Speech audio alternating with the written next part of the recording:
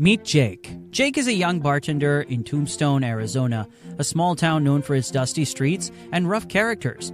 Let's see how Jake applies the concept found in the book Atomic Habits to change his life around 180 degrees. Every day, Jake works long hours behind the bar, serving drinks to miners, cowboys, and drifters. But while he pours drinks and listens to the same old stories, his mind is elsewhere. He dreams of a different life, a life where he's not just getting by, but thriving, where he's wealthy, successful, and free from the hardships that have always surrounded him. Jake's story starts with a lot of challenges. Growing up, Jake's life wasn't easy. His father was a cowboy, always out on the trail, working for weeks at a time. Jake admired him, but when Jake was just 8 years old, his father rode out of town and never came back. No one knew what happened to him, and Jake was left with only memories and questions. Without his father, life became even harder for Jake and his family. His mother took on the heavy burden of providing for the family. She became a washerwoman, spending her days scrubbing clothes in cold water, trying to make enough money to feed Jake and his sister, Molly. The work was exhausting, and it left her with little energy for anything else. Every night she came home tired and her hands raw and her spirit worn down. Jake saw how hard life was for his mother and wondered how could he ever escape this tough life with so little to work with. He felt trapped in a cycle of poverty that seemed impossible to break.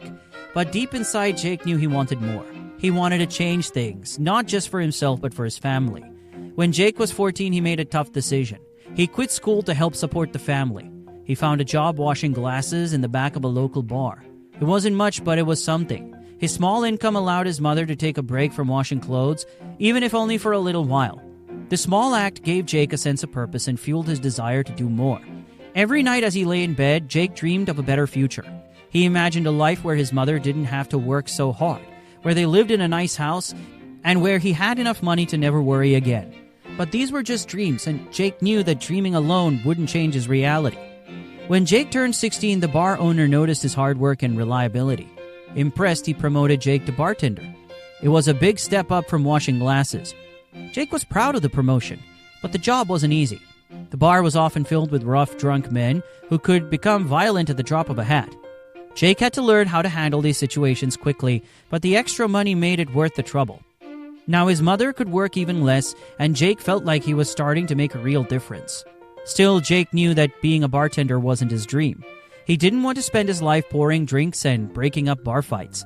If he was going to achieve his dreams, he needed to do something more.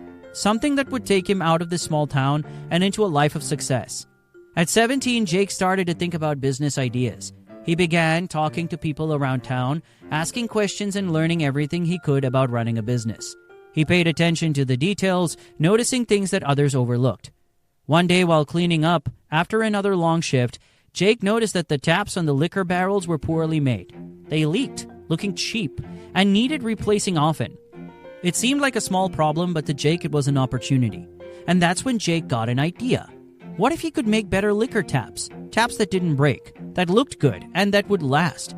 Jake knew that if he could create a better product, the bars in Tombstone would be interested. But there was one problem.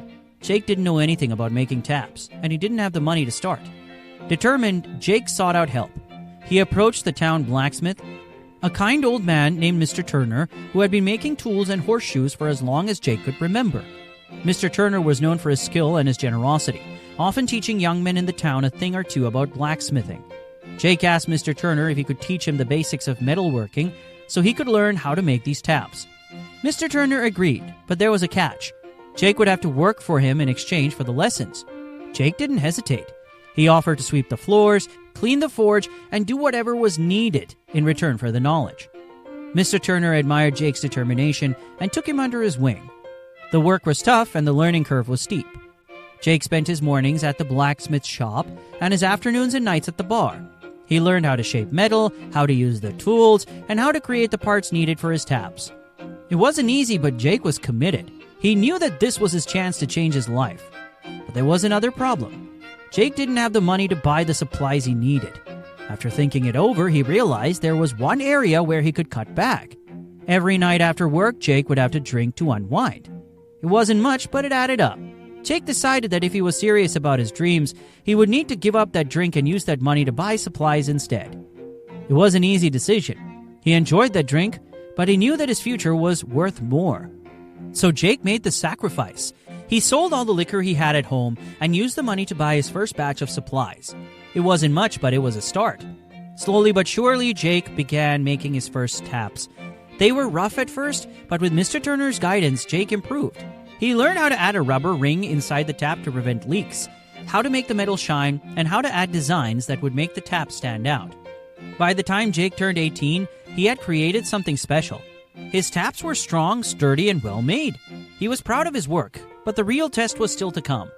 Would the bars in town be interested? With nervous anticipation, Jake prepared to show his product to the world. He knew that he had to overcome his doubts. He remembered the voices in his head that told him, "You're not good enough. No one will take you seriously. Why even try?" But Jake pushed those thoughts aside. He was determined to succeed, no matter how scared he felt. Jake dressed in his best clothes, took a deep breath, and set out to visit the bar owners in Tombstone. He decided to offer each bar owner a tap for free, asking only for feedback in return. He approached each bar owner politely, showing them the taps he had worked so hard to create. The response was better than Jake could have imagined. The bar owners were impressed with the quality of the taps and were happy to give Jake advice on how to improve them. Over time, Jake refined his product, making it even better. He also came up with a brand name, Pinto Taps, named after his favorite horse. By the time Jake was 19, his name was well known in Tombstone. The bar owners couldn't get enough of Pinto Taps. Every cask of beer and liquor in town was fitted with one of Jake's creations. The money started to come in, enough for Jake to move his mother and sister to a nicer home with fresh air and better conditions. His mother's health improved, and she began to regain her strength. Jake's success allowed him to leave his bartending job behind. He hired other blacksmiths to help meet the growing demand, but he stayed involved in every part of the process to make sure the taps were always of the highest quality. As Jake's reputation spread, so did his business. Word of Pinto Taps reached Phoenix, where bartenders were eager to get their hands on the sleek, durable taps that were saving money and reducing waste. Jake found himself at the helm of a growing business, something he had only dreamed about a few years earlier. Jake had finally made it, but he didn't waste his success. He didn't splurge in fancy cartridges or gold pocket watches. Instead, he stuck to the principles that had guided him from the beginning. He gave 10% of his earnings to help the poor in Tombstone, saved 20% in the bank, and after providing for his mother and sister, he reinvested the rest into his business. Over time, Jake expanded his business even further, reaching California and beyond. He realized his dream of becoming wealthy and successful, but more importantly, he did it on his own terms. He stayed true to his honest values, worked hard, and never gave up on his dream of success. And it all started with a single vision, a commitment to change his life, one step at a time, no matter how much effort and struggle it took for Jake to realize his dream.